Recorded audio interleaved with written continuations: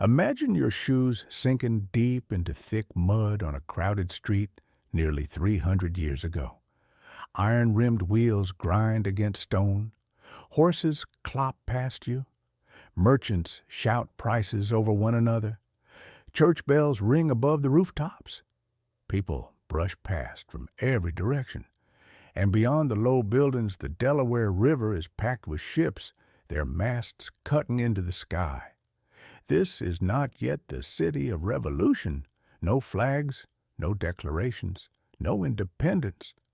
But everything needed to spark one is already here. Philadelphia in the 1700s was changing faster than anyone could fully understand.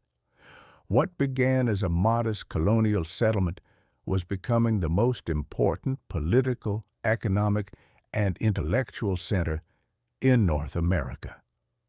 Trade flowed through its docks, immigrants filled its streets, and new ideas, dangerous ideas about freedom, power, and self-rule moved quietly from one conversation to the next.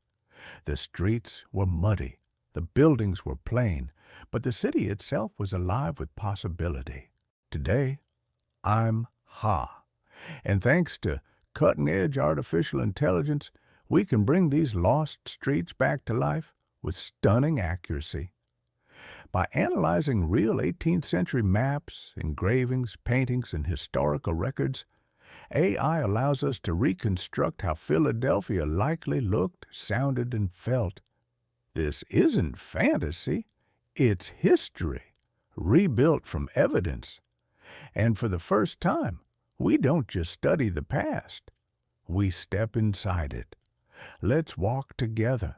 This is Market Street, the beating heart of 18th century Philadelphia. More than just a road, it was the city's main civic corridor.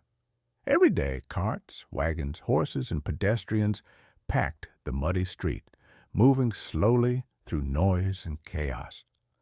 On the left stands the city's first courthouse, the center of law, contracts, and governance.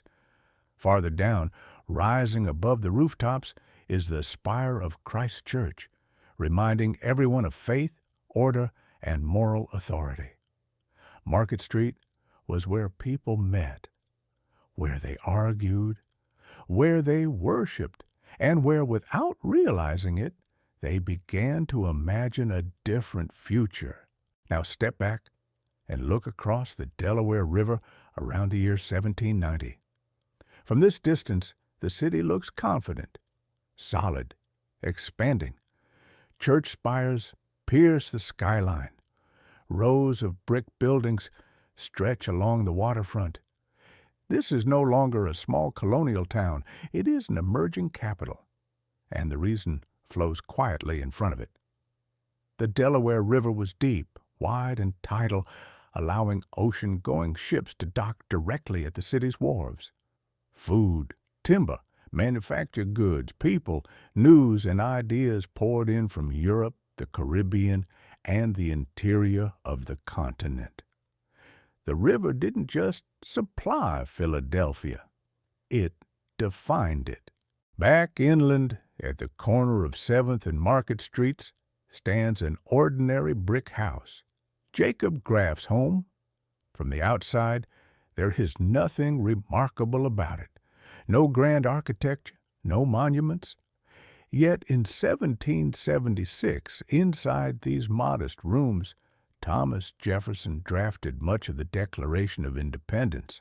Think about that. The words that challenged an empire. The words that would change the course of world history were written here, surrounded by muddy streets, passing carts, and the noise of everyday life. History was not born in silence. It was born in a living city.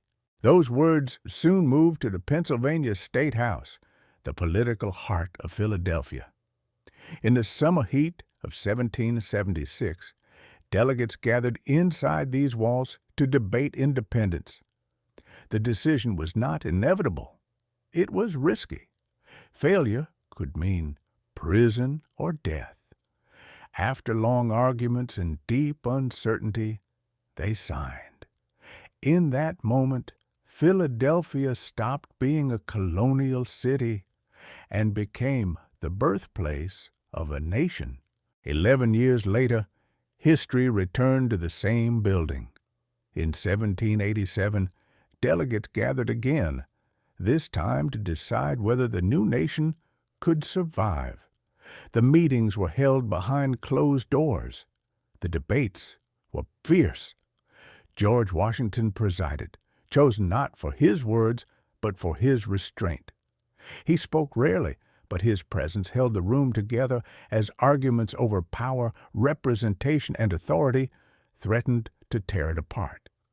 Out of compromise and tension, the Constitution emerged, a fragile framework meant to endure beyond its creators.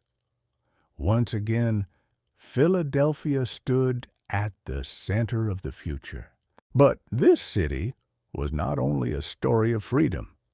The almshouse combined care for the poor with forced labor. The London coffee house buzzed with business deals and political debate, and at times public auctions of enslaved people. And the stone prison built in 1728 stood as a heavy symbol of discipline and control. Philadelphia was a city of ideals and contradictions. The streets are silent now. The ships are gone. The mud has vanished beneath stone and pavement, but the ideas born here still shape the world we live in today. Philadelphia in the 1700s was not just a city of brick and river. It was a city becoming something far greater. If you could bring the past back to life, what would you choose next? Ancient Rome? Revolutionary Paris? A famous speech, recreated moment by moment?